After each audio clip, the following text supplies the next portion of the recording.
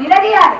వచ్చి మీకు ఈ హామీ ఇవ్వలేదు కదా, ఇది రాలేదు కదా, 100 రోజులలో ఇస్తా అన్నాడు కదా అని అన్నప్పుడు మీరందరూ ఏమడగాలక్క, మీరందరూ కలిసి మరి నీకు 10 ఏళ్ళు ఇచ్చినాం కదయ్యా, 10 ఏళ్ళతో నీకు 2 సార్లు ఓట్లు వేసినాం, మరి నువ్వేమి ఇచ్చినావు, నీకు ఎక్కడ అసలు అర్హత అడిగేటందుకు అని నిలదీయాలి. మొట్టికాయ మొట్టాలి.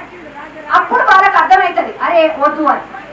ఇప్పుడు నేను మొదటిసారి కదా మీ ఊరికి వచ్చేది. ఏ ధైర్యంతో మిమ్మల్ని ఓట్లు అడగడానికి ఇక్కడికి వచ్చిన? నా ధైర్యం ఏంది అసలు? ఓటు అడగాలంటే ఒక అర్హత ఉండాలి, తప్పకుండా ఒక అర్హత ఉండాలి. ఏదో ఓట్ల పండుగ నాడు వచ్చి ఉపన్యాసాలు ఇచ్చి మీకు ఇది ఇస్తాం అది ఇస్తాం అని మాయమాటలు చెప్పి మసిమూసి మారేడుకాయ చేయొద్దు ఎప్పుడు కూడా. అది మనకు మంచిది కాదు, మనకు మంచిది కాదు, మన పిల్లలకు మంచిది కాదు. ఓటు అడగాలంటే ఒక అర్హత ఉండాలి, అది అడిగే దమ్ము ధైర్యం ఉండాలి. ఆ దమ్ము ధైర్యం నా భర్త చెల్లా వంశీచంద్ర రెడ్డి నాకు ఇచ్చి అనర్గళంగా ఇచ్చి నన్ను ఇక్కడికి పంపించారు. నేను చేసే ప్రచారం నేను చేస్తా. నా తరఫున నువ్వు పోయి అందరికీ చెప్పు, అక్క చెల్లెళ్ళకు అన్నదమ్ములకు అందరికీ గట్టిగా చెప్పు. ఈ జరిగిన జాప్యం ఈ గ్యారెంటీలది అయితే ఏంటి, అభివృద్ధి కొద్దిగా నిలిపివేత అయితే ఏంటి, ఇది కేవలం ఒక 2-3 నెలల జాప్యం మాత్రమే. ఆ తర్వాత నేను వచ్చి శంకర్ అన్న నేను కలిసి రేవంత్ అన్న దగ్గరికి పోయి అన్న మన ప్రాంతం చాలా వెనుకబడిపోయి ఉంది, వాళ్ళు నమ్మి 2వ సారి మళ్ళీ నాకు కూడా ఓట్లు వేసిండ్రు అని చెప్పి రేవంత్ అన్నను ఒప్పించి, ఆయన ఆల్రెడీ సుముఖంగా ఉన్నాడు ఎందుకంటే మన ప్రాంతం అని కదన్నా, ఆ నమ్మకాన్ని మన ప్రజలు మళ్ళా నిలబెట్టిండ్రు అని చెప్పి ఆయన ఒప్పించి కూడా మనకి నిధులను తీసుకొస్తాడు, మన ప్రాంతాన్ని అభివృద్ధి పరుస్తాడు. ఇది ఒక్కటి మీరు మనసులో గుర్తుపెట్టుకోండి అక్క. అందరికి ఉన్నాయి ప్రాబ్లంలు, రకరకాలు ఉన్నాయి. ఇండ్ల ప్రాబ్లం అందరిది, ఒకరికి పెన్షన్ రాలేదు, ఒకరికి ఇంకో ప్రాబ్లం ఉద్యోగం లేదనే ప్రాబ్లం, ఒకరికి నీళ్ల ప్రాబ్లం, ఒకరికి రుణమాఫీ ప్రాబ్లం, ఇట్లా రకరకాల ప్రాబ్లంలు ఉన్నాయి. అవునా కాదా? కరెక్ట్. ప్రతి ఒక్కరికి ఒక సమస్య ఉంది.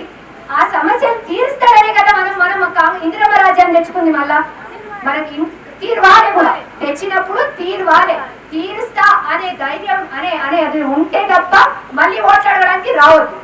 ఆ ధైర్యం నాకు ఉంది కాబట్టి వంశీచంద్ర రెడ్డి గారు తప్పకుండా శంకరన్నతో కలిసి కొట్లాడి నిధులు తీసుకొచ్చి ఇచ్చిన హామీలు ప్రతి గడపకు చేరేస్తాడు అనే నమ్మకం నాకు ఉంది కాబట్టి ఈ రోజు నేను ఈ పర్వతాపురంకి వచ్చి మీ అందరినీ సవినయంగా ఆయనకి ఓటేయాలని అడగగలుగుతున్నాను.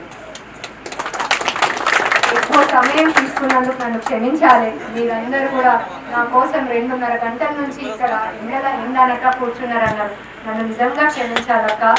ఎంతో పెద్ద మనసుతోటి నా మనసులో మాటలు పంచుకోవడానికి మీరు ఇంత సమయం నా కోసం వెయిట్ చేసి ఇక్కడ ఉంది. నేను చెప్పింది మీరు చాలా ప్రేమతోటి విని, అక్క నేను మాట్లాడబోతుంటే నాకు కుక్కే పడ్డదని, తల్లి నువ్వు ముందు నీళ్ళు తాగు తల్లి, నీళ్ళు తాగినాక మాట్లాడదు అని అన్నారు. ఆ ప్రేమ అభిమానం జాలక్క అక్కడనే తెలిసిపోతుంది నాకు. మీ అందరికీ కాంగ్రెస్ ప్రభుత్వం అంటే ఎంత అభిమానం ఉందో. మీరు సమయం తప్పకుండా ఇస్తారని, మళ్ళీ చేయి గుర్తు కోటేసి వంశాలను గెలిపిస్తారని నాకు ఆ చిరునవ్వులనే హామీ వచ్చిందని నేను గట్టిగా నమ్ముతున్నానక్క. వంశీచంద్ర రెడ్డి గారు ఇంతకు ముందు గతంలో ఎమ్మెల్యే, కల్వకుర్తి ప్రాంతానికి ఎమ్మెల్యే. మీరు అక్కడి నుంచి ఎవరైనా కనుక్కున్నా కూడా మీకు తెలిసేది ఒకటే, చెప్పేదే చేస్తాడు, చేసేదే చెప్తాడు. గుర్తి హామీలు అబద్ధాలు చెప్పి పబ్బం గడుపుకునే మనిషి కాదు. నీతి నిజాయితీకి నిలువెత్తు నిదర్శనం వంశీచంద్ర రెడ్డి. ఏ ఒక్క 20 ఏళ్ళ ఆయన రాజకీయ ప్రస్థానంలో ఏ ఒక్క అవినీతి ఆరోపణ లేని రాజకీయ నాయకుడు ఉన్నాడంటే వల్ల కొద్ది చెప్తున్నది నా భర్త వంశీచంద్ర రెడ్డి ఒక్కడే అని.